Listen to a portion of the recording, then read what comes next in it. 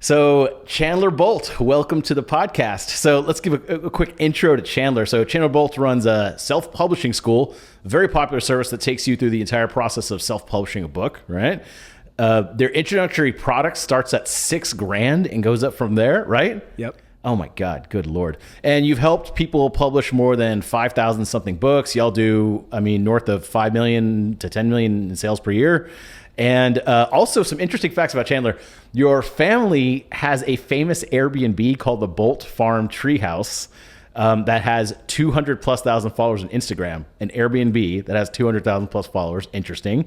And your brother is a famous rock star in a brand called Need to Breathe. It's kind of an interesting life. Yeah, it's so it's funny, for people who are watching the video version, this is my brother and I wrote a book. It's the first book, Hold it up over there. Yeah, so breaking out of a broken system, and it was all about how, because this is like kind of tangenting probably what we want to talk about, but my brother, I grew up with my brother being kind of this famous musician, Grammy nominated rock and roll band, like all that stuff, and so we felt like there were 15 things our parents taught us that we thought were normal, but we got out in the real world and realized that no one gets taught this stuff. And so that's why it's, the first half is his stuff, which is white on black pages. The second half is my stuff, which is black on white pages. And it's his perspective. He's a musician, mine as a business guy, kind of on these same 15 things. Oh, so interesting. Do your parents introduce you at family meetings and stuff like that? They're like, this is our famous rock star son, and this is Chandler. He helps people. He just does business stuff. He wrote a book or something, like he self-published a book. It's the classic. Sorry, not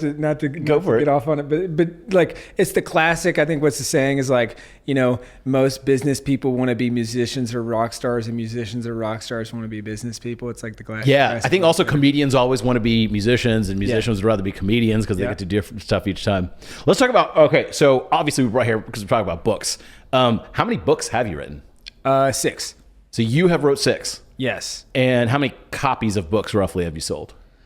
Ooh, gosh. Are we talking about 100 or are we talking 100,000 plus probably? Yeah. And that so you make money off of selling books also? Yes. But then you also, obviously it's like an upgrade and everything like that. Yeah. Okay. So how long does it typically take someone to write a book? Because you've gone through this process with 5,000 people? Yeah, we've So how long does it typically take? So I think it's 50 to 70% or so of our students write and publish their book in less than a year. Now, if you just say, how long does it generally take people to write books? If you're going through a traditional publishing company, it's going to be a minimum of 2 years plus. If you're self-publishing on your own, it might be a year, it might be a decade, depending on how disciplined you are, right? Hey. But our goal is to save people hundreds of hours in the process. So it's like, how do you move through the process faster, but also write a better book? It's Parkinson's law. If an object will swell in proportion to the amount of time you give yourself to complete this thing. So what we found, at least, is even with traditionally published books, most of the writing happens in the last 2 months before the manuscript deadline. Right? Yeah, buddy. I've got this deadline I got to hit. And so it's like, okay, well, what if we just did that, but from the start? And we have kind of this forced constraint that will help you get the book done faster, but also write a better book. Well, how do you put pressure on people to do that forced constraint? Yeah. It's like their service that they paid $6,000 plus for runs out. Well, it's like the classic. It's the classic. When growing up, it's my mom and I did P90X. So you ever heard of that? And it's like you're paying like $100 for DVDs back in the day, and it was like, but it was like everyone said, you're paying $100 for DVDs. It's like, well, no, you're people who pay attention. Like, I'm paying so that I will then actually do the thing. And so sure, there's part of it is that, but then a lot of it is the reason we went more up market is because we just saw students got better results when they had more accountability and coaching. So we had the kind of, okay, here's the course only piece, but those students just didn't get as much results. So we said, how can we go up market enough to where we can push in accountability mechanisms? So there's one-on-one coaching throughout. There's hundreds of group coaching calls over the course of a year. We have multiple group coaching calls every single day where people just hop into a Zoom room. It's set up to where if someone's sitting in one phase for too long, like they say they're in the rough draft phase, it's like someone on my team will call them and say, hey, I just want to check in. How's the book going? Let's take the next step. And just always trying to hold people accountable to take the next step, which, I think in therery, there's a lot of reason people pay us money, but then sometimes it's not as comfortable when you're on the other end of it, where it's like, hey, no, you need to write your book. Like, you need to get it done. You've been sitting in the rough draft phase for 3 months. Like, what are you doing? You're so nice. I can't imagine you like pushing someone. I'm not making those calls. Okay, God, you're way too nice, but you need someone like me to come be like, hey, I will come to your house and kill you. No, we're friendly. We're friendly. That's really interesting. You always do first of all, I'm always fascinated by your business model, because when I first met you, you were doing this also. And I thought you were selling just like a single course, like for $49 on Udemy or something like that. Then I realized your introductory offer at the time was like 5 or 6K. And I was like, oh wait, that's different. Yeah. And I remember like you kind of have jumped to what the end evolution, I think, of courses is. Right now it was courses but you basically give people more work. Yeah. Then I think it's going to cohorts right now. Like that's kind of like a definite trend. And you've kind of done, yours is a little bit like a cohort. Like within 1 year, you're going to publish a book. Yes. But you don't start everyone at the same time. It's like I could start tomorrow if I want. It's a rolling cohort. Yeah. Rolling cohort. I've never heard that word. Yeah, which probably defeats the purpose. It's like that's an oxymoron in a sense. It's like, it's okay, that's maybe not a cohort. But because we do, I mean, we have probably, I don't know, whatever it is, 5 to 10 people are signing up per day. It's like there's a rolling amount of, if you hop in on this group coaching call, that's the rough draft group coaching call, we'll automatically, well, I guess in kind of how we do it is we just flip things probably 2 years ago, where we said, there's milestone, there's a course promise, and then there's milestones to get to that promise. So we break it down, and I think it's about 7 milestones. And then we said, well, what if we just put the milestones at the front of everything that we do, and then everything else is just supporting that, right? So it's like group coaching call, one-on-one coaching call, curriculum in the course, like everything is just, okay, now how do we help this student take the very next step into their next milestone?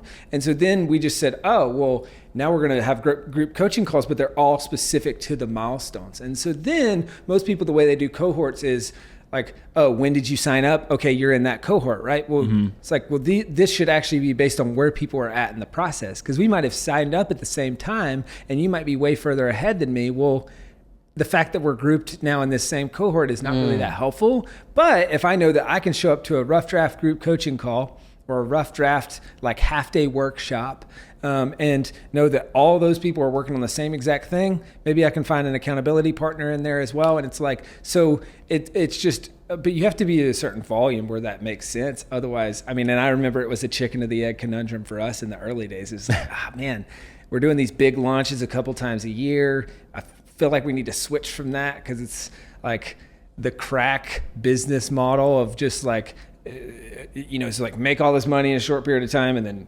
it's just feast or famine. And so then we finally broke that threshold, and then it was, okay, now we've got these rolling cohorts, and we can sign people up at any time. And what do you, so with that launch model of courses, I mean, I've seen it a million times, including with myself and a bunch of creators we've produced for, is just like, they do a launch, and the first time a creator does a launch, it works really well, because everyone's like, wow, I've never seen a product from them. They're excited. And then it's like, they're like, wow, that worked well. Maybe this become a business. And then they're like, we'll launch it a second time. And everyone's like, all right, okay. And then like the third time. And then like, I'm always like, talk to me the 17th time you've launched this course. You start to get some course launch fatigue. Oh, no doubt. Right? So you fully moved over to just this like rolling cohort, for lack of a better word. Yeah. Interesting. Okay, I like that. And it doesn't mean you can't do promotions. I mean, we still do promotions. Like we're in the middle of one right now. It's like this full-time author challenge. And so it's like, it's a 5-day challenge. We're helping people sell more books, like stuff like that. And so, we'll still do promotions, but I'm a big, like, iterative guy when it comes to business and anything. And so it's like, I hated the fact that something could totally go wrong. And then that just botches a majority of your revenue, and you're just working up to that for 3 or 4 months. And exactly what you said, it's just launch fatigue. And it's like, man, if I have to hit up my friends one more time to promote this thing, and just like, and then you just feel like, all right, I'm just like, it wasn't for me personally. And so that's why we do the ongoing stuff, and then just forces you to run an actual business and get better. But on the flip side, like, the highest leverage thing that you could do all year is one of those launches. So it's kind of like that. It's like what I alluded to earlier. It's like I remember someone talking about this concept of crack money, where it's like, their mentor told them is like, okay, what's that thing that you could do in a short period of time that would make a big amount of cash, but you can't keep doing it, right? Because you'll get, so it's like bartending for a lot of people is crack money. It's like, oh my gosh, I can make a ton of money in a short period of time.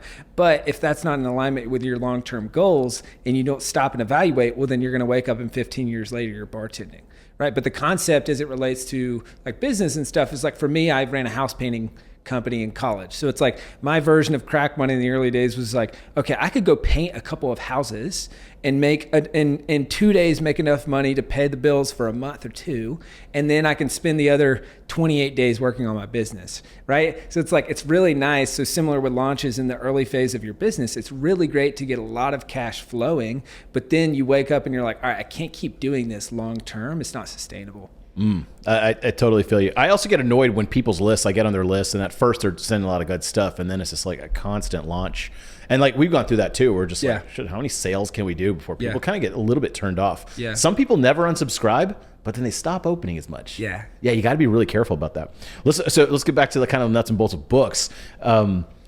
Should you, your place is called Self-Publishing School. So you specifically went all self-publishing. How come you kind of like eschewed the traditional publishing route? Yeah. And early on, it was us versus them. I mean, it was like classic us versus them marketing. And so we were the little guy, the underdog, we're the Uber of the publishing industry. Like, taxis, everyone knew they were broken and no one did anything about it. You felt slimy. You felt like you were taken advantage of. Then Uber came along. Overused analogy, but feels similarly with the publishing world of like, okay, everyone knows that it's like you're getting screwed and traditional publishing industry's broken and all that. So like that was kind of the starting point, but it's the riches are in the niches. Like how do we start very specific and then expand from there? And that's kind of what we've done. So it's, even now it's like, all right, we'll work with some traditionally published authors. And I think in a lot of cases, like what we have to offer, it helps traditionally published authors. But our bread and butter is like putting the power back in the hands of the author and helping them publish it themselves and, kind of control the end-to-end process and all that stuff. Well, I've also been through the publishing process a few times self, and then I've actually, I don't know if you know, but me and Noah were going to co-author a book when we're working on AppSumo ton, and they were going to offer us a 7-figure advance. And the reason is, and we talked to, I think it was like Ramit Sethi's like book, or Tim Ferriss's book publisher guy, and we went to New York and met him, and basically all the book publishing industry wanted was to sell 10,000 books. Is that still the case? Is that a magic number roughly? For a lot, and for a lot of them, it's 10,000 in week one, so that you can hit some sort of list. Like that could help you hit the New York Times or the Wall Street Journal or USA Today bestseller list or whatever. But then and depending on the advance, it's basically traditional publishers are venture capitalists, right? They're going to place 10 bets on authors. One of those books is going to really go, and 9 of them aren't. And so then the 9 of them are upset that they don't have the rights to their book and their books aren't really selling. And then the one of them is upset because they feel like they've sold all these books and they're not really getting paid what they would like to get paid for selling all those books. But it's the same thing as venture capitalists, right? But then the difference is you have a backlist too. So that's where all the money is in publishing. It's like,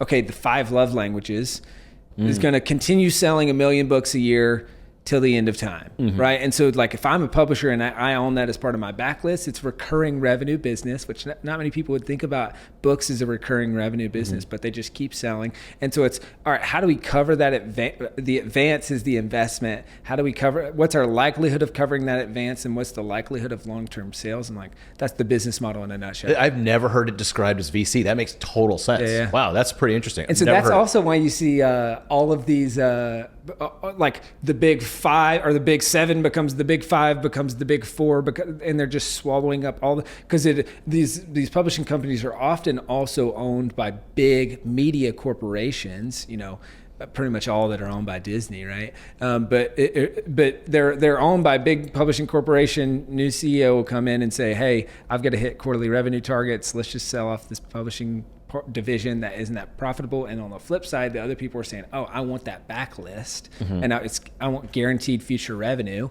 And so that, it just makes sense to just swallow up all those publishing That's companies. super interesting. But then Amazon comes around.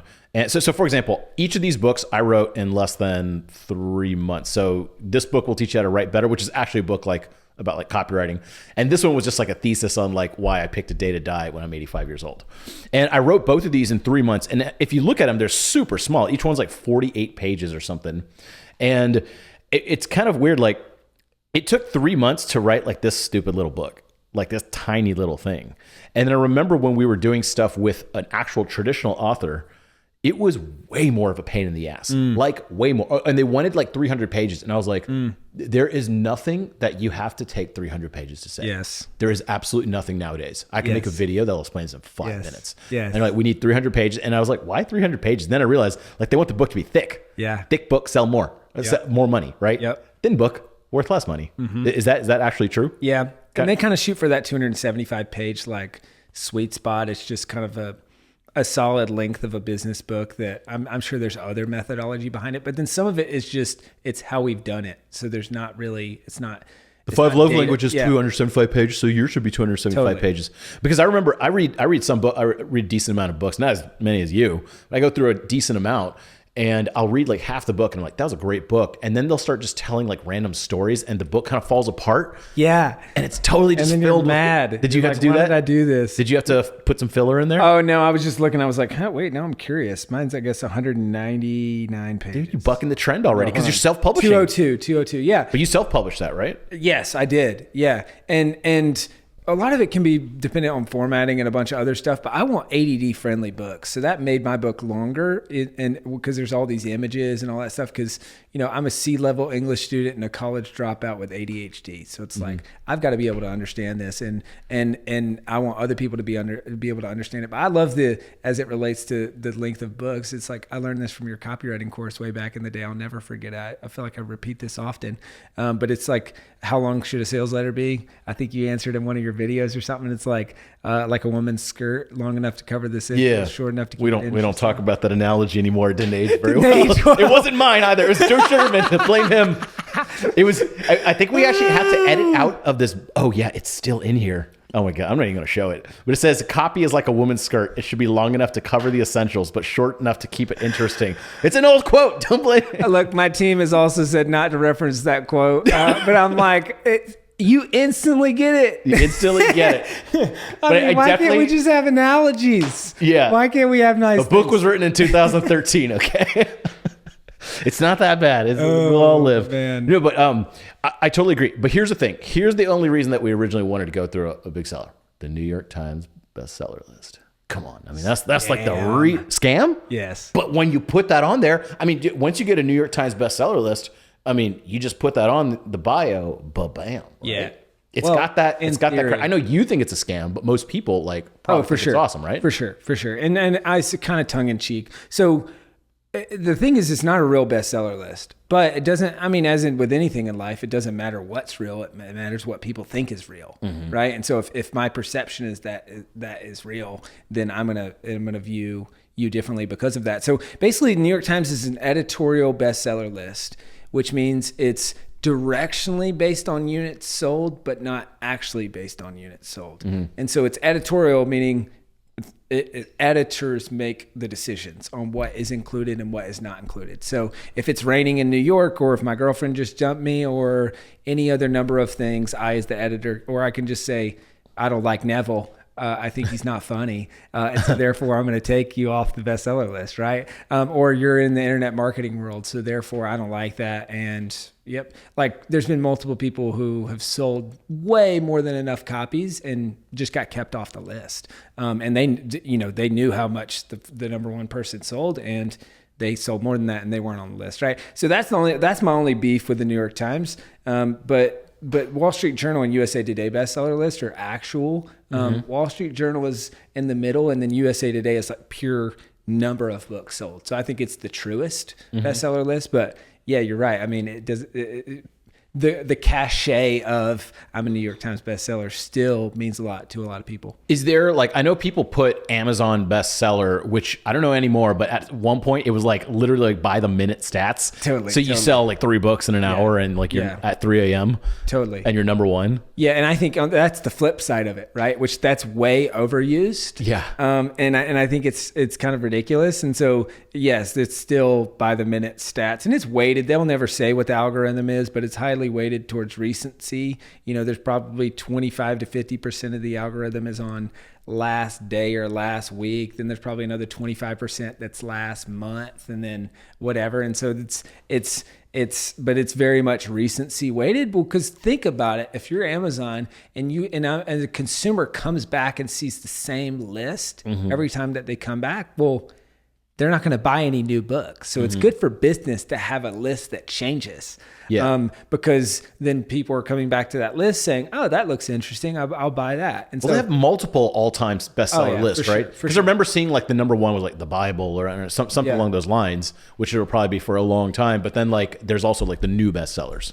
Yeah, so they have hot new releases, and so that's where I think people have taken it too far, which is like, oh, I'm a hot new release in underwater basket weaving with the categories books. You know, it's like, okay, now I'm an Amazon bestseller. It's like that's kind of ridiculous. And I guess it's a classic thing, though, right? It's like I might think that's ridiculous, but it doesn't matter what it is. It matters what people think that it is. Fair enough. Good point. So it's like on both ends of the equation. It's there's truth and there's a version of the truth, but.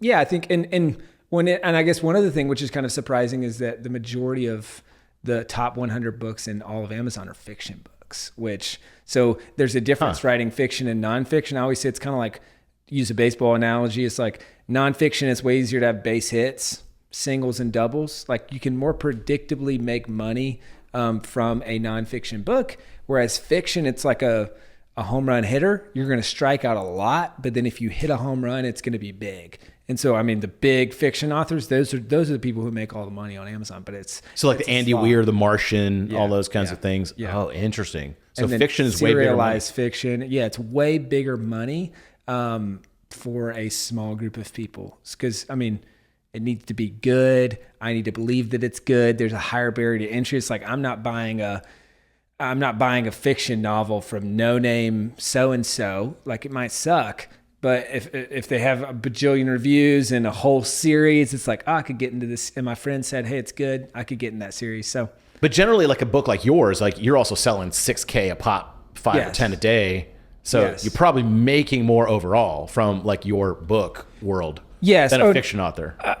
Yeah, I mean, definitely the 99.9% of fiction authors, yes. Yeah. But not like the top ones. But yeah, so that goes back to, I mean, if you're thinking about writing a book, it's the classic Simon Sinek, Start With Why, or Stephen Covey, Begin With the End in Mind. It's like, why are you doing it? And for me, I want to use this book to bring in lead sales and referrals for self-publishing school. And then also to help people who can't afford our program. So it's like we have a journal, we have like a book outline challenge. Like we do have some lower price, like $47 or maybe even $97 products, but it's like very much that's the self-serve version. And then people read this book and they say, oh my gosh, this is going to help me grow, or like, you know, I love this. So I want to just work with self-publishing school to get my book done. And so that's when I think about it is like, how do you strategically use a book to get more leads, sales, and referrals and advance kind of an ideology? And so I call this the silent salesman because it goes out into the world and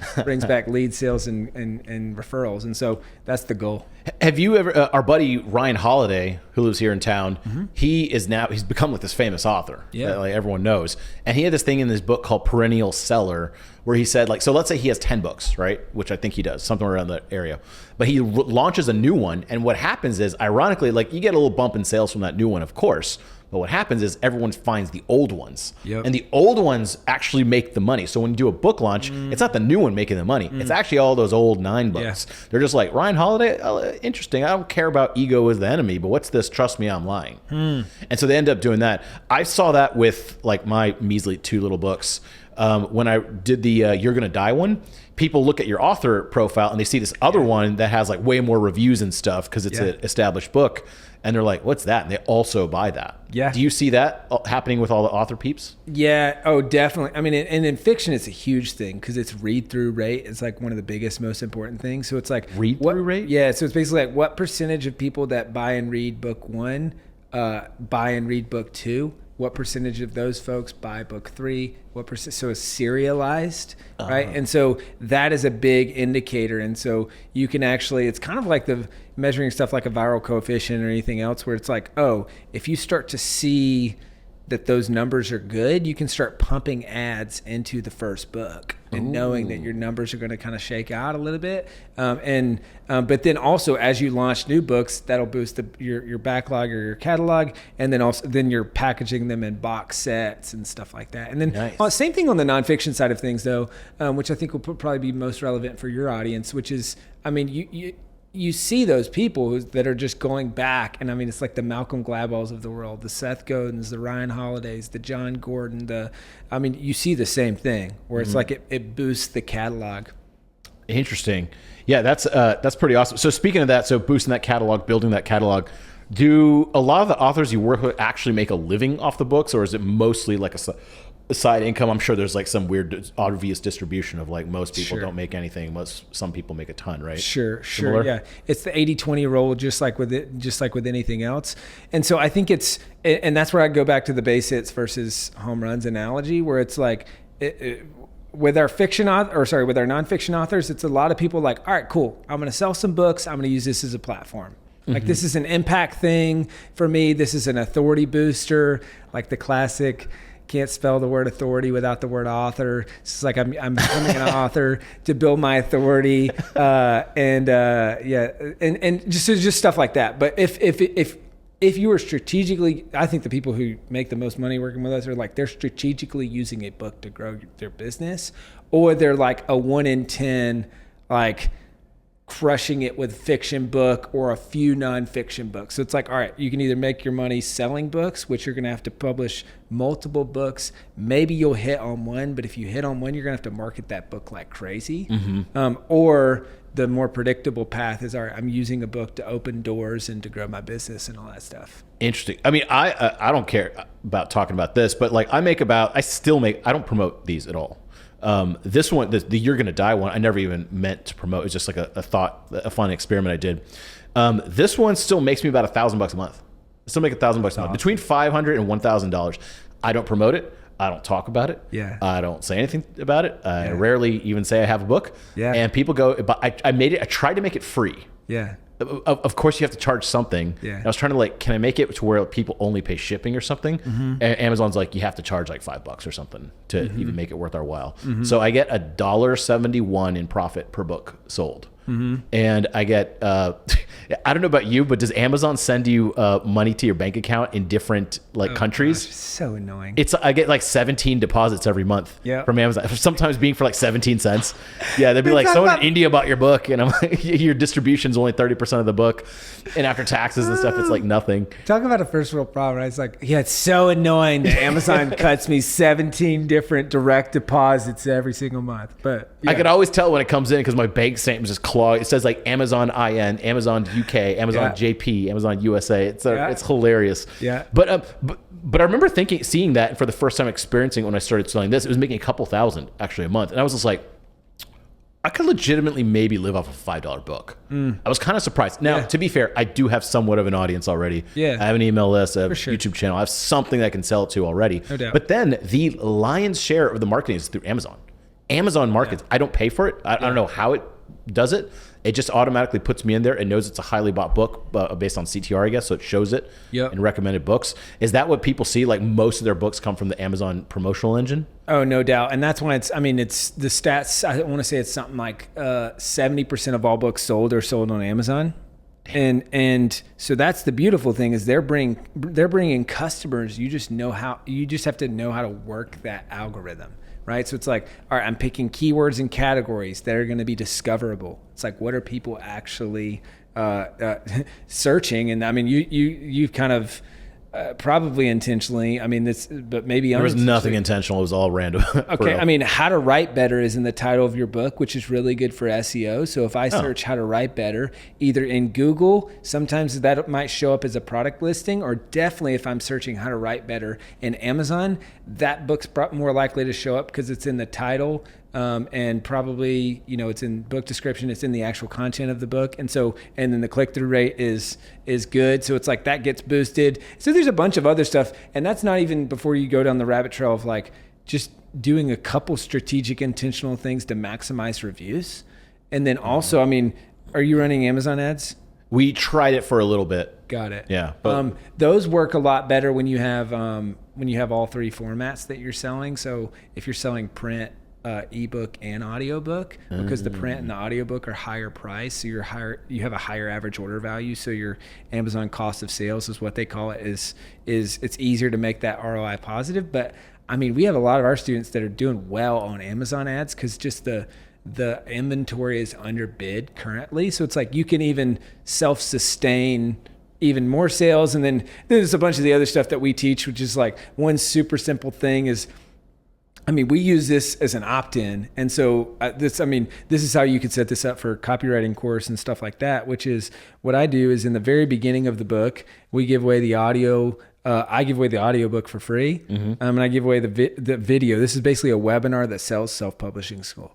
And so right out of the gate, and so people, it's like if you've ever done the look inside feature, so you look inside and preview the book, well, people can download the audiobook or the video without even purchasing the book. So awesome. Now we're just funneling hundreds, maybe thousands of leads a month. And they don't even have to buy the book. Now, a lot of them will, and some people will think, Chandler's an idiot. He doesn't even know I can get this audiobook for free without even buying the book. But of course I know, like, that lead to me is worth way more than the $1 or $2. And instead of paying for leads, I'm getting paid to get leads, or they're, at worst case scenario, they're free leads, right? So it's just like funneling tons of leads into the ecosystem. But then so that in itself really helps with growing the business. Hold it up in that camera real quick. Just hold that thing up so people could see it a little bit. Yeah, nice. Yeah. That is so smart, dude. I've never heard of anyone like exploiting the look feature for, dude, that is really smart. And because, what's the stat? I want to say it's like 20% of books that get started get finished.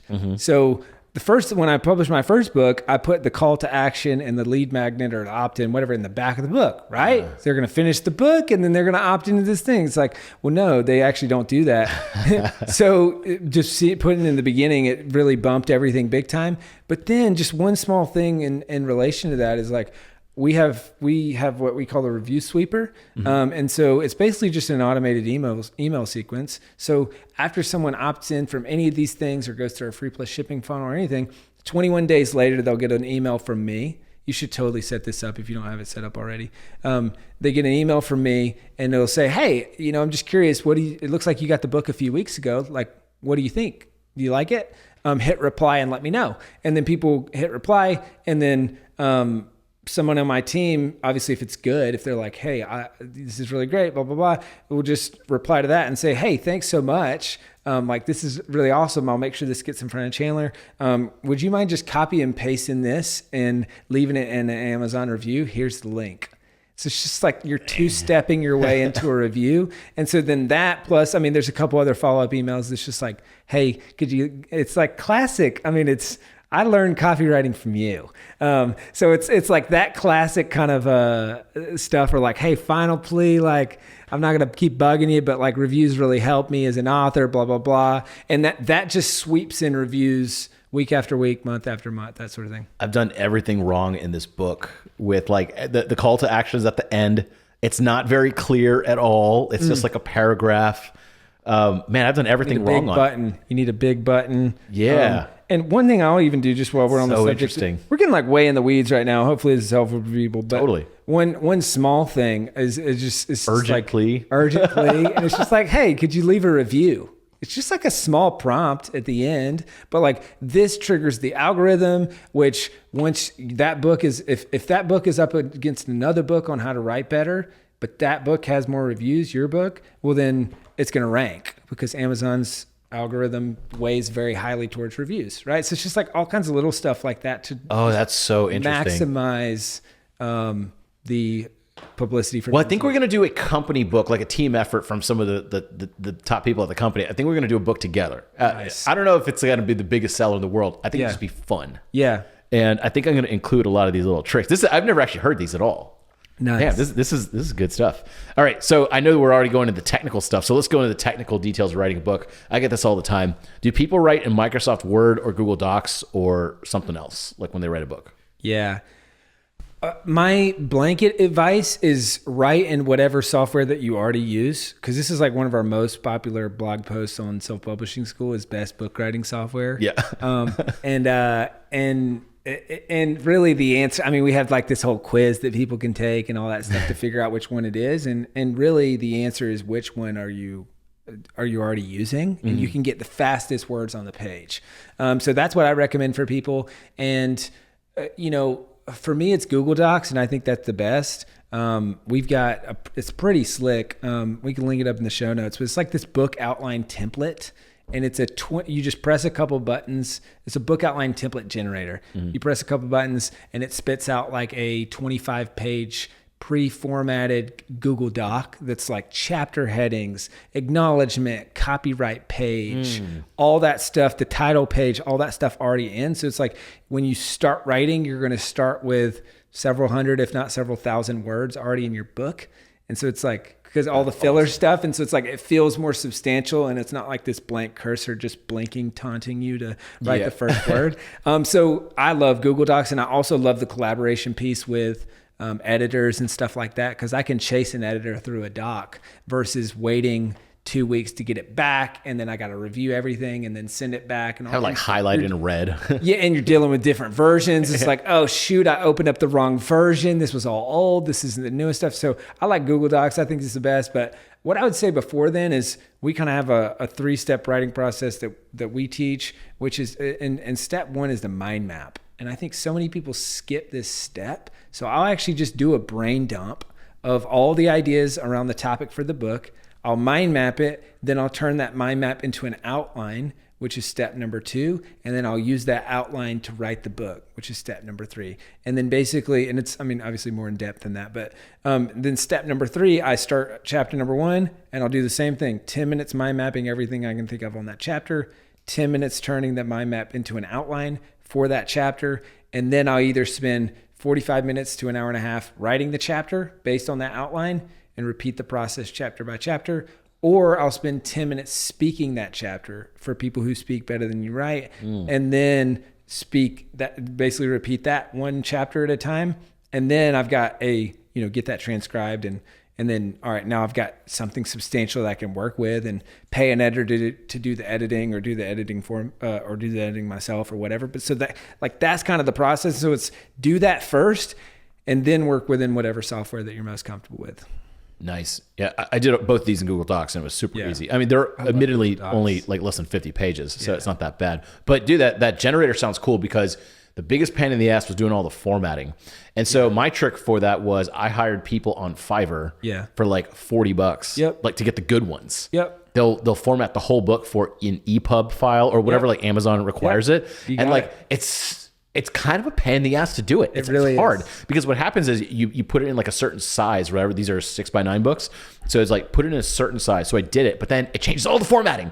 And so then like there's like a random picture on a page by itself. And then like this one, like this word gets cut off. It's so weird. So don't do it yourself. Yeah, that was a smart move. Yeah, exactly. People are always like, because there is ways that you can do it yourself. I'm just like, pay. It's like 40, maybe $100, depending on how long your book is. Well, I had charts and tables and images, and it was horrible. It was just like it's a table would get cut off and go to the next page. It was garbage. And then I paid some guy in Estonia $40, and he totally did it. Yeah. One interesting thing. Let's talk about promoting a book. How do you promote a book? Yeah. I imagine that's like 90% of it. I don't know about 90, but like you write the book and then like promoting is the trick. Yeah. I mean, if you build it, they will not come. You have to tell them about it.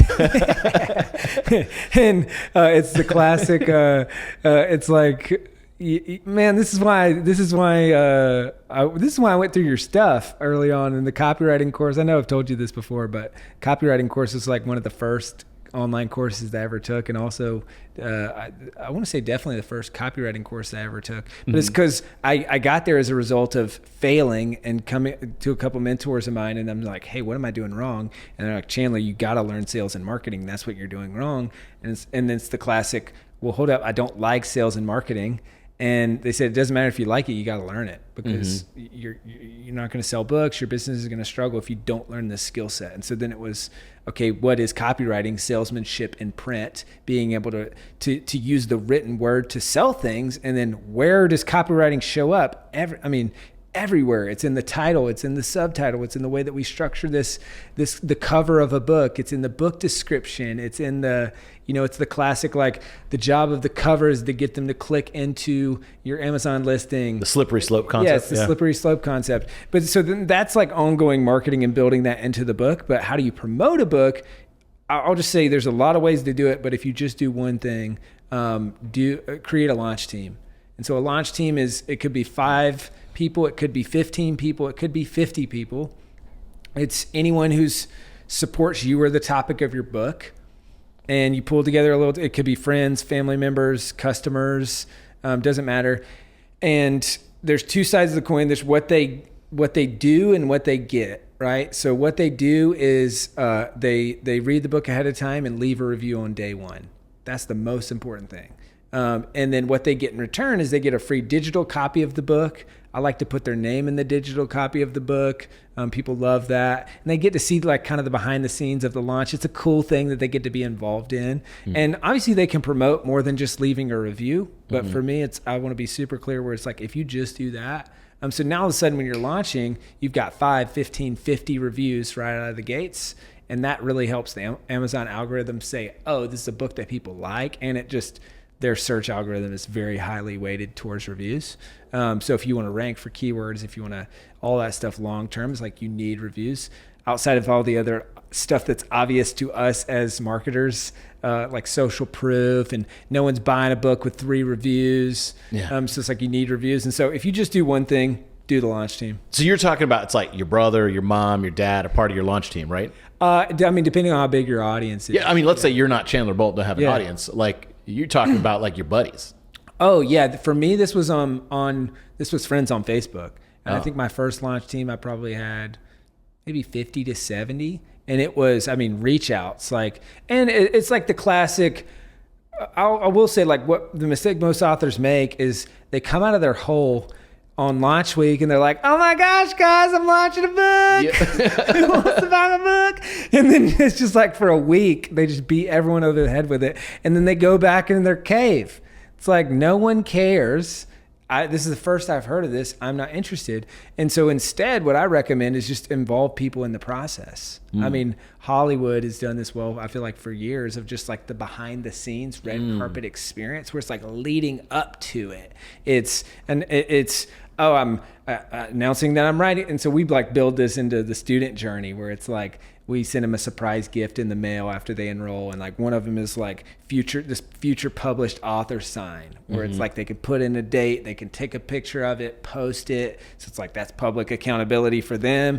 And it's building buzz towards the book. And then it's like, okay, what are all these milestones? And we're trying to we've got like this book cover mock-up generator, where it's like, you put in your book cover and it spits out a bunch of promotional images that you can use that are pretty cool. But we're trying to take that, we haven't been able to pull it off yet, but take that to the next level, where it's like, okay, what are the 10 to 20 milestones that you want to celebrate as an author? And how do we allow you to upload your book cover, and it's like, oh, I got my first review, I got my first 50 reviews, hit the #1 bestseller tag, like all these things. So it's like, how do you just involve people in the process? I'm thinking about, and you've probably seen people do this, and we kind of popularized this concept, but voting on titles and voting on covers. It's just like, hey, what do you guys think of this book cover, and which one's best, the title, like. And so involving people in the process, and the people who engage, it's like, oh, hey, you want to be on my launch team? I'll give you a free copy of the book ahead of time. I think I inadvertently did this with this book. This book will teach you how to write better. I was doing all these, I was going to call it the 10 copywriting commandments. And it had a picture of like whoever the Noah guy, whatever I don't know. I'm not Christian. I don't know. that Noah, the good Noah's Ark guy, he's holding the commandments, whoever that dude was. And he's holding up the 10 commandments, but it says 10 copywriting commandments. And I thought it was so clever. And so we tested it versus this book cover. And the commandments thing just failed like crazy. It was like 90-10. Like, don't do that one, do this one. And this one was just a random cover. Someone that was helping me at the time just made it as like a placeholder. It wasn't meant to be like anything crazy. And man, I mean, this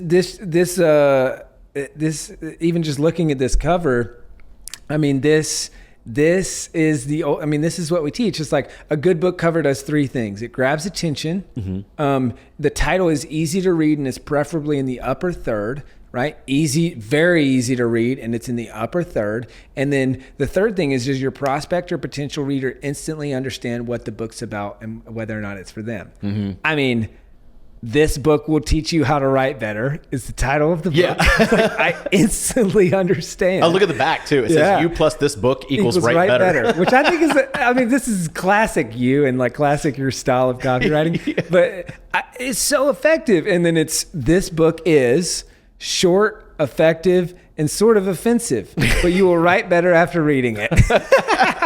So it's like, I read that and I'm like, oh, cool. I'm going to like this. And then communication is just getting information from one brain to another brain, quote. It's like, okay, cool. Like I instantly understand what the book's about and whether or not it's for me. And either I'm going to say, oh no, offensive, I'm out, or offensive, that could be funny and make this topic more interesting. All right, I'm in for this. I want to learn how to write. I always tell people, I always really strive to make sure that everyone's on the same page about something. Usually unhappiness is something like if someone's like, I didn't like this course, it's just like they were expecting something and we didn't match up somehow. It's unmet expectations. So if I was debating the like offensive thing, I was just like, well, I probably wouldn't say that again today. But at 2013, I was like, I mean, there's some uncouth language in there. I may as well just say that. Yeah. So people are all on the same page. We're on the same page over here.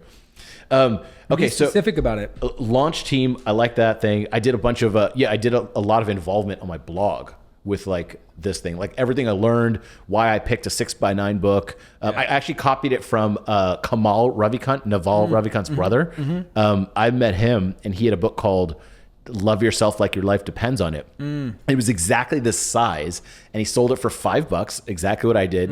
And I got on the phone with him and I asked him some questions and I was like, do you mind if I literally just copy everything you did, but about a different topic? He's like, I don't care. And so I literally modeled this book after that one. It was the exact same type of thing. I just liked it. It's like it was such a fair trade. I remember it was $5. I learned an interesting lesson and I was like, all right, money well spent. Yeah. It didn't take a lot of time. Yeah. I felt very pleased by the transaction. So I always hoped that. Purchase his book. Yeah. It wasn't like super up my alley, like loving yourself. Like I'm not really into all that kind of stuff, but I read it. It took me about 30 minutes and I was like, I got something out of that. Yeah. Cool. It's great. What more? It's a beautiful thing Everyone's about a happy. book. Yeah. He made some money. I paid a little bit of money. I got something out of it. Yeah. We're all happy. Great. I really, really like that. What about promoting the book through like blogs and social? I imagine like people take to social media now and just start like hammering the book out. Does that work well or? It does to a point. I mean, so I'm all about like rifle, not shotgun approach. And so, I mean, being from the South, I guess maybe this is worth explaining. The We're in Texas. But, but it's like when you shoot shotgun, it's a bunch of little BBs, sprays everywhere. You hope that you hit the target with some of them. Rifle, travels a long distance, extremely accurate. So for us, we're looking at the rifle approach to marketing. So so there's a lot of stuff that you can do, but a handful of things that move the needle. Those handful of things, I mean, there's launch team stuff. There's podcast interviews really move the needle. So it's like I would be way more strategic about doing podcast interviews than I would be about guest posting for other blogs. And then there's other stuff like influencer stuff and getting people to post. And so, yeah, social can move the needle, but then it becomes a chicken and the egg. Like if I've got no audience, well, I'm just posting to no one. But I mean, it's what I did with my first book was just engaging social, but mostly in the highest leverage way possible to get build buzz and bring people onto my launch team, and then one-on-one outreaches to like follow up for reviews and stuff like that. Interesting. Yeah, we were just talking to Eamon, the CEO of AppSumo, and he was like, actually, social is the weakest channel that they have. Oh, yeah. They do it, and it's great, but social is the weakest channel by far. Same for self-publishing school. We were talking about that right before the interview. It's like, yeah, we're not really on social a ton because it just doesn't drive a ton. Well, because I look at like stuff, like some of your numbers don't add up, but I was looking at some of your numbers. It's like your YouTube channel has tons of subscribers. Yeah. Like pretty high for a YouTube channel. Your podcast, it has like hundreds of reviews. Yeah. So it sounds like that's a pretty big channel. We'll get into that in a second. Like Twitter's like 5 people or something. Twitter's like no one. Like I actually couldn't find you. I typed in Chandler Bolt author because I was like, I swear I follow you or something. And there's like some bald dude with the beard that shows up. It's not even you. You're not even like on there. I personally do not have a Twitter or Instagram or anything besides Facebook. But then as a company, we technically have a Twitter. We are pretty, I don't think we post really. But you're probably not selling a ton of books off that. It sounds, that's always kind of encouraging to hear whenever I hear like someone, I was just like, oh, they only have 800 followers. But then you're like, oh, they have $100 million company. You're like, yes. Wait a second. You're like, oh, social media is not real life sometimes. And it's stylistically, right? Like we could build a business around that. But for me, I've just always ran away from that kind of stuff. I'm like, I don't want to be dependent on social or on posting on social as a way of a living. Because then I'm living life to, I don't know, this is a bit of a soapbox, but then I'm living life to grab the picture to be able to sell this thing and like constantly feeling like I've got to post everything about my life to like drum up business, which I don't know, works for some people. Some people love it, but it's just not me. Yeah. So let's say, that perfect lead into content marketing. Yeah. How are you getting people to hear about self-publishing in school? I'm assuming since like social is not like a huge channel, I'm going out on a limb and saying number 1, email, number 2, podcast. Gosh, those would be 2 big ones. You know what's interesting, and I think I probably have a contrary opinion to most people in the marketing world, is I actually don't consider email a channel. What? Email to me is a byproduct of other channels. So we are very good at email marketing, but to me, email in itself is an extension of a marketing channel where we captured that attention. Because it's like, well, how did they end up on our email list? Well, they either found some of our content, subscribed to the podcast, or they saw an ad, or they whatever. So it's like email is a byproduct of those other channels. But I mean, if we counted it as a channel, it would almost definitely be number 1. So you're pretty close. So I would say there's probably 3 or 4 main channels. And I think that's one of the things we've done well as a business is actually like diversifying channels so that we're not channel dependent, where it's like if we lose a channel that we would be really screwed, which in the old days we definitely would be. So I'd say it's content marketing is like our blog and sites that we own is probably number 1. Then I would say somewhere close to that, maybe even higher than that, is business development. So podcast interviews, me going on people's podcasts, me speaking at events, me doing webinars, or we have like a speaking team. And so basically think, popular authors like Hal Elrod, for example, he sent us more customers than anyone all time, the author of The Miracle Morning, right? Says, oh, I've published a book. It changed my life. You should publish a book too. Here, learn from Chandler. So that like me or someone on my team coming in to do trainings with people's audiences, that's one of the biggest ones. And then you've got content marketing. Then you've got like Facebook, YouTube, Google Ads, and all that stuff. And then there's a bunch of other random stuff that I would bucket in content marketing. But we also own selfpublishing.com, which is we've built into a decent size site, and then a decent amount of sites that I won't say, but that are in the space. So basically, if anyone Googles anything about writing and publishing a book, they're probably landing on one of our sites. I mean, I think you're like number 1 for a lot of those major keywords, those big hefty keywords. A lot. And I mean, now it's, we'll be 2 out of the top 5 or 3 out of the top 5.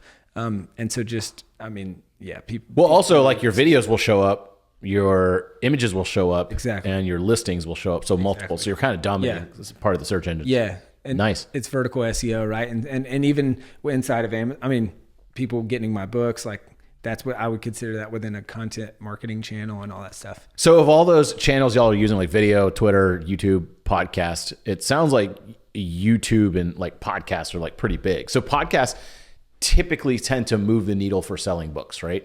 Yeah. Oh, definitely. So every podcast has like just tons of authors on all the time. Oh, yeah. I think that's well established that yes, podcasts sell books. Oh, yeah. Is that still the case? Oh, no doubt. And it used to be that people did book tours, but now they do podcast tours. And I mean, I would call that a virtual book tour, right? Yeah. We're just going on a bunch of podcasts, and that's pretty common now because who's buying books? People who are listening to podcasts, who are trying to better Oh, themselves. so there's a lot of crossover. Right? There's just so much correlation. It's like, if I'm the type of person that listens to a podcast, I'm also probably the type of person that buys books, especially self-help or business or whatever the topic of the podcast is. So podcasts definitely move books. And in the same vein, I mean, this is why we brought the podcast back and the YouTube channel and made that a focus, is because, gosh, a year and a half ago, maybe, it was just a random Monday. And it was like, in the course of the last 24 hours, it was like $10,000 or $15,000 worth of sales, and from the podcast. And it was the last 2 or 3 sales that we had. It's like, what in the world? Like, people were, I forgot that the podcast was out there, because I just had backlog of like 50 something episodes. And so I went and looked. I'm like, hold up, this thing's still getting like 2,000 or 3,000 downloads a month. And it brought us our last 2 or 3 sales. Like, what are we doing? Why don't we just bring this back? And for me, it's a Trojan horse to like go build new relationships. And so it's like, I'll bring someone on the podcast. They're like, oh, wow, I'd never even heard about self-publishing school. You guys are legit. I get asked about how to write books all the time. You want to come and do a training with my people? It's like, cool. Yeah, sounds good. So it's like just building new relationships and bringing in, and it's just cool. That's fun. It's fun. Yeah, this is fun. Yeah. That's so. I'd say, what about the YouTube channel? Would you say the same thing, that people who read books watch the YouTube channel? A little different. Sorry, anyone who's watching this on YouTube. A little different. Chandler's saying you're an idiot.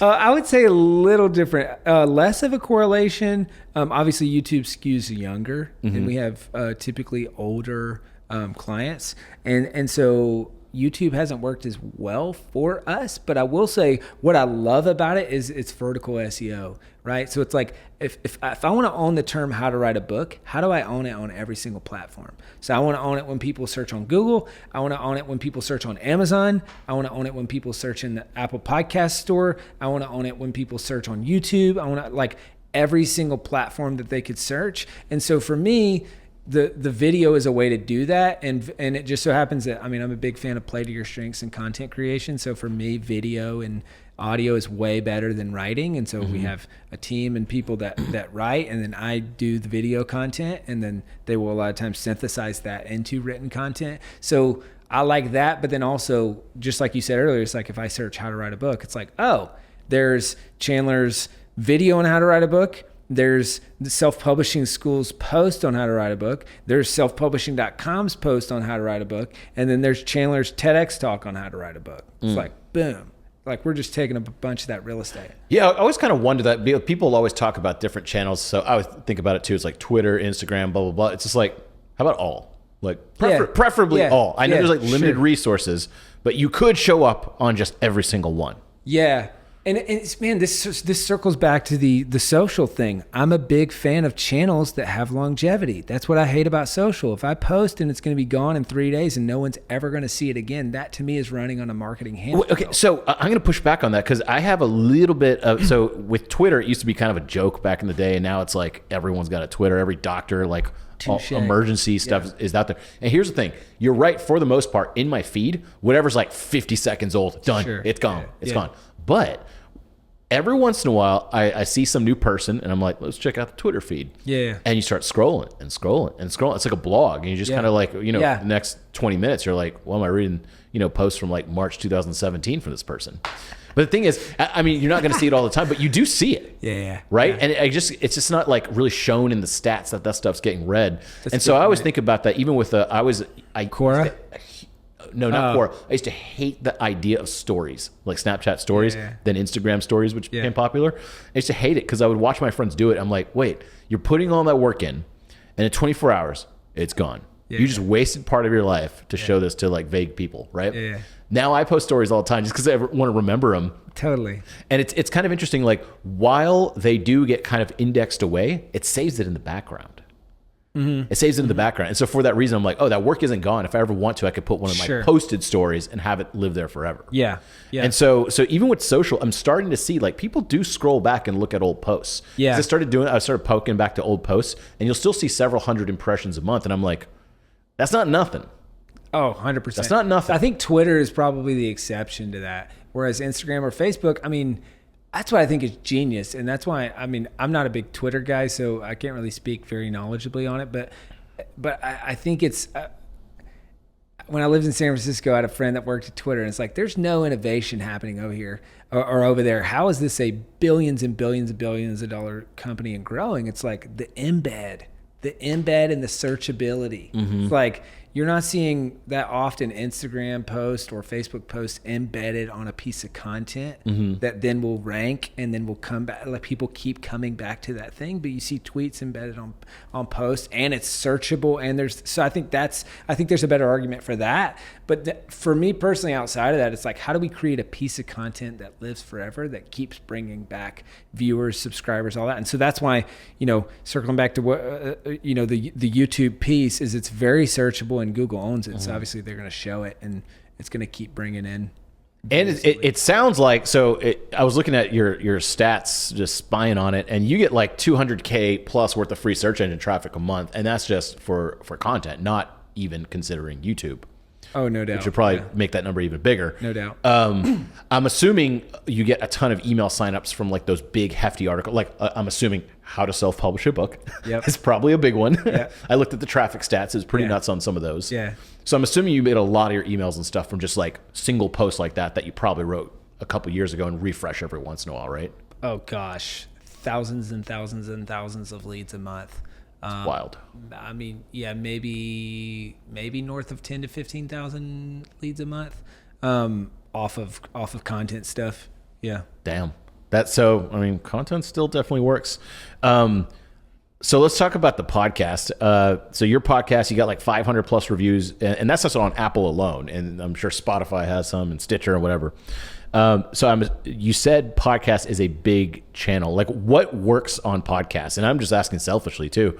Like interviews like this, does that work? Or is it when you sit down and talk about, I'm Chandler Bolt, I'm going to teach you how to do something? Like, what works better? Yeah.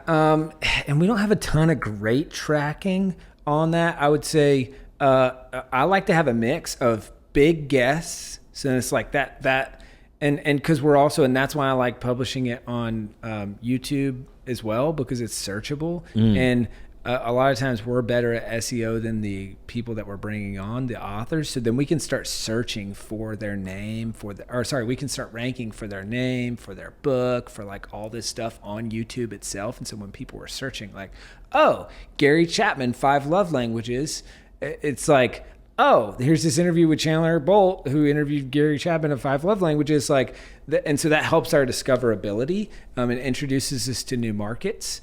And so I like that component. And so it's like this mix of that, then bringing on successful students as case studies, that works really well. And so then people see it, but I don't do it in a spammy, and tell us how horrible your life was before self-publishing school and how amazing the program was. And it's just an infomercial for 45 minutes. It's like, there's a couple calls to action, but it's like, all right, let's talk about you and your book and your experience and all that. So that works pretty well. And then sometimes bringing in subject matter experts on my team, like coaches of specific, we have a children's book school program, or we have a fundamentals of fiction and story program. We have a sell more books program. So it's like, all right, let me bring in the coach that runs the children's book side of the company to talk about children's books. And then it's like, oh, do you want this person to coach you? Book a call with the self-publishing school team, and let's talk about working together. And it's like, oh, that person that I heard on the podcast could be my coach, helping me with my book.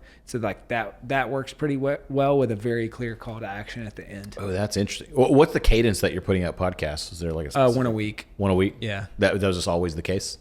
Yeah, pretty much. I think it's the right cadence. Although a lot of the algorithms are, favor better or more frequent posting, because it's like every time you post with a whole subscriber deal, it boosts downloads. And so this one, but then I just think people long-term get tired of that. And so then it just inverse, it's a short-term spike if you do it that way. But for me, I don't want to run on a hamster wheel. It's also hard.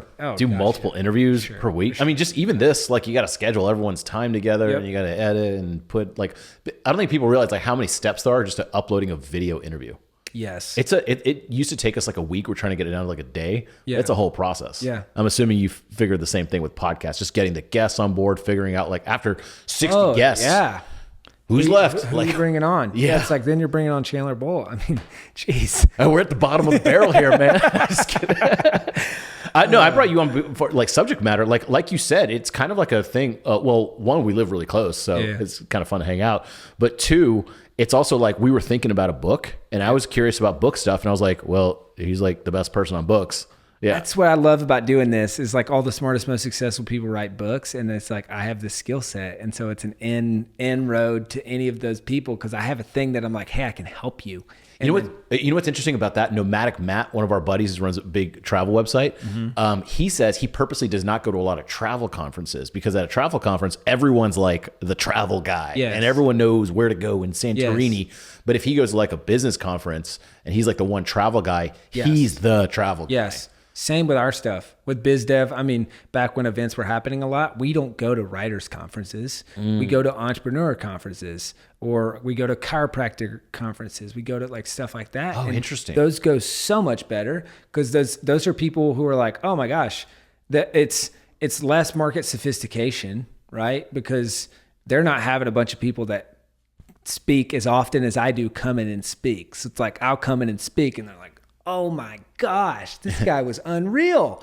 And I mean, because we just sat through 5 chiropractors giving like a boring talk. Like I come and set the room on fire, and then people are like, oh my gosh, I want to work with this guy. So it's like the same thing. And those are the people, honestly, that can benefit the most from a book. They're probably not going to have like some hit chiropractic book, but when you write the book on chiropractic, you get 35 reviews. It's a big deal to someone like a random chiropractor. Well, not only that, but it's like we'll teach. It's like it goes back to the whole lead sales referrals thing, where it's like, oh, let's show you how to add that as part of your evaluation process. Give 2 to every patient or every customer. Like you get 5 patients from this at $2,000 a pop. That's 10 grand worth of customers in the first month, or like just that type of thing. So it's using the book. But not, I mean, most of those folks don't care about the Amazon reviews. It's people in my door. So kind of wrapping up here, but like when you, like one odd thing I always thought that was interesting about you, because I lived with you in San Francisco a couple times. It was fun times. And when you get people on board for self-publishing school, you normally just get on board with the salesperson. That's what I noticed the biggest, like between our businesses. Ours, like we used to have people call and stuff like that, but we were just full like web self-service, right? Yeah. You, on the other hand, I think most of your company is salespeople, right? Or maybe at the time. 40% maybe. Yeah. Yeah, but that's a lot of salespeople. Yeah. I mean, you got like 10 plus salespeople, I think? Yeah, we do. Yeah. Damn. I mean, that's a lot. Maybe 12, maybe, I don't know. That's a bit unusual for like, you're not really a course creator, but like that's crazy. So you get people, I even went right before this because I remember it was the same. Like everything basically just leads you to a calendar. Yes. It's like the call to action. Yeah. So I'm assuming that you get more people to sign up if they have a proper phone call. I assume it self-selects people who aren't serious. Yes. You know, they're not going to get a phone call if they're just dilly-dallying. Yes. And so your whole business, your whole website, if you go to self-publishing school, yes, you self-publishing school, it'll probably get you to a calendar within like 2 or 3 clicks, right? Yes. That's what it seems like. No doubt. So that's just still the number one way. That's the model. Yeah. And I think it just works better in a lot of ways. I mean, because we're just such a high inbound company. I mean, we talked about all the leads. So we're not, I mean, I don't have a sales team doing any outbound or any cold calling or whatever. We do warm calling, which is like, these are people who have given us their contact information. But the end goal is like, all right, how do we, because it's a high, I mean, people don't want to make a $5,000, $6,000, $10,000 purchase just like, all right, cool, I'm just put my credit card into this form. It's like they want to talk to someone, right? Yeah. So that helps. But then it's also helpful for the customer or the prospect, and we're able to be selective. So it's like we're qualifying people on those calls too. So it's like, hey, are you going to actually do this? And or like, are you going to implement this? And so it's like we're able to be selective. We're able to help a ton of people who don't even enroll, and then it's just more efficient. Now the flip side is you got to be good at hiring and developing a sales team, which I think is probably a bit of a defensible moat that we have. Mm-hmm. That's it's like we can build an organization that recruits, that trains, that develops. A really good sales team, but then by doing that feeds a lot of so much of what we're able to do in the rest of the company, because there's higher margin. We can invest in R&D. We can do all the other stuff. Yeah, that's awesome, man. Well, let's do a quick little random questions first, and then we'll do a little lightning round and wrap up. So, random questions. Your family-owned Bolt Farm Family Treehouse has 205,000 Instagram subscribers. Yeah. For a freaking Airbnb. Yeah. What the hell? Yeah. The heck? What's going on? It's, so we were talking right before this. So, I mean, talk about play to your strengths. I largely ignore social, and my brother and his wife are unbelievable at it. And so obviously my brother plays in a Grammy-nominated rock and roll band, Need to Breathe. So that certainly doesn't hurt. But they built the first one on my parents' property. Like, this is where I grew up. And they did marketing for it, and it got booked out like 6 months in advance every single day of the week. And it pretty much stays booked up. And so they said, oh, wow, we've got something here. So it's kind of a mix of, yeah, my brother's a really good designer. He's the creative one. And then they've done a lot of really good stuff with marketing. And then his wife's super talented. And she comes from a TV background. And so they kind of did that. And I did an interview with them on the Self-Publishing School podcast. It's like influencer marketing and PR, because that is their bread and butter. And then what they'll do as well is they'll do a giveaway. So they have like Tim Tebow posted about it, though, whatever. And it's like, oh, we want to do this giveaway. And especially during COVID, it was like, hey, we want to give away a stay at a treehouse to like a essential worker who really deserves it. And so it's like nominate. And so someone like Tim Tebow, it's like, or whoever, I mean, they do this Florida Georgia Line, like all these big celebrities will post about it. And for them, it's like, hey, I'm hooking my audience up with this awesome thing. And then they'll just get, thousands, tens of thousands of followers and tons of bookings. And so now they just opened up their Chattanooga location. It's 8 domes and 2 tree houses. They were just on the world's best vacation rentals. Like a Netflix show, yeah, right? new Netflix show, like all that. And Dang. It's just, the flywheel's spinning and business is booming. What does that farm go for per night, roughly? $300, $400, $500 a night, something like that. That's not bad. Depending on which one. And it's a unique, unforgettable experience. Yeah, it looks It's wild. Like, if you want to check it out. Oh, it's crazy. What Bolt Farm? BoltFarmTreehouse.com. Yeah. Yeah. Dang. And it has a website and everything. That's pretty awesome. Sweet. So let's do a quick lightning round. So I'm gonna time you on these. We use them as like YouTube shorts. So that's what I'm doing. So I'll time it. No pressure. We could redo it if we need. So I'll ask a question and then we go. So I'm going to do the how to get 100 reviews for a brand new book. All right. So how would you get 100 reviews for a brand new book? Launch team. I would get 125 people on a launch team. These are people who support you or the topic of the book. I'll give them a free digital copy of the book in exchange for a review immediately when it launches. Second option is if you have an email list, obviously, I would say enter to win a signed copy of this book. I've actually done this. I got 188 reviews in 48 hours. So enter to win a signed copy of the book. Click this link that's going to take you to the review page. Now you have to be careful because you can't incentivize reviews. So just say you're going to enter to win just by clicking this link. It's going to take you to a review page.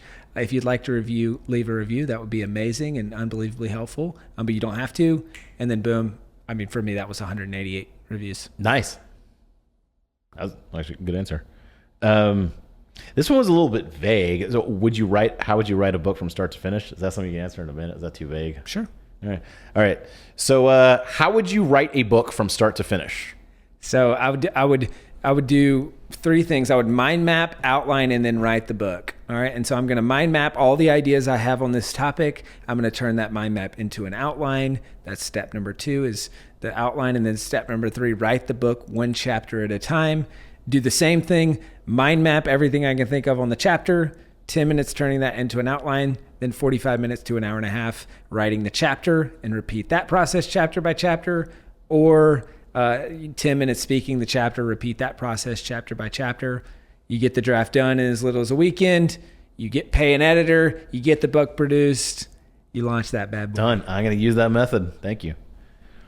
And then, and this the ideas one. So let's see, how do you get ideas to start a book?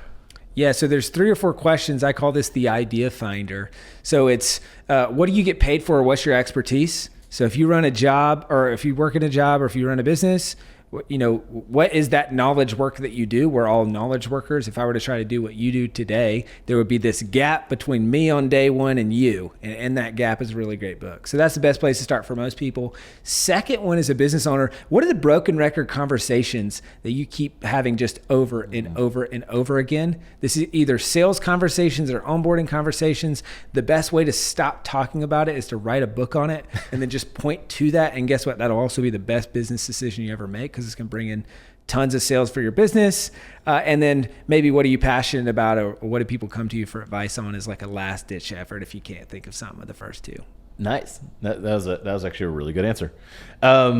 Let's see, man. Chandler Bolt, thanks so much for joining. Where can people find you? What was the website, the socials that we want them to follow? Yeah, so best place would be go to self-publishingschool.com.